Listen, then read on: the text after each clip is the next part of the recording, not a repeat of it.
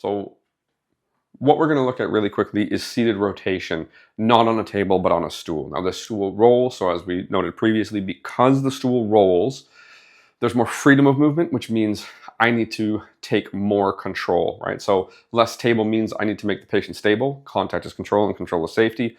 I have to find ways in which I can control both the movement of the patient and the movement of the stool. So more body contact is going to be important. So again, if I have you just twist your torso, right? Try to twist just your torso because you can, and not just your feet. Because if I have you twist, sometimes you're going to give the instruction for the person to twist and they're just going to twist their whole body on the seat, which is totally fine, right? So, well, it's not necessarily fine. It's not what I want, but it will happen is a better way to say it. So I'm going to have you cross your arms, right? Now, anytime you're doing a seated rotation, it is beneficial to cross the arms. You don't have to worry about which arm is in front in most cases because you can grab either elbow, right?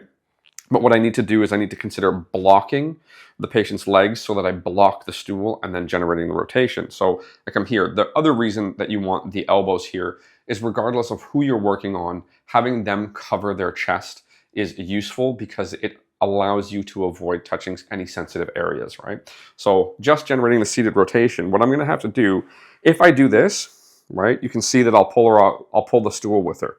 Now, the small difference I'm going to make is I'm going to use my thigh, really my knee in and around her hip, and then I can rotate, right? I can rotate, my hand's going to be on the back, I can pay attention here, I can come off axis if I need to, right? Now, see the problem, if you see her knees, depending on how I do this, if I don't firmly block with my right leg in this case, it's not going to work.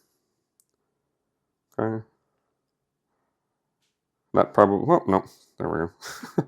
That probably feels best as far as rotation for you is concerned. Yeah. We're looking for the spot where the patient, I get most of the movement that I want, but the patient responds well, right? So we've got that seated rotation, again, coming off axis, trying to block the patient's legs, because if I don't, then what'll happen is the stool itself will move, right? Now, if I wanted to go patient active under the circumstances, what I want you to do is try to walk your legs to the left, right? And then we get way more torque, way more torsion, way more rotation, but it doesn't necessarily feel more comfortable. So now I'm going to come here.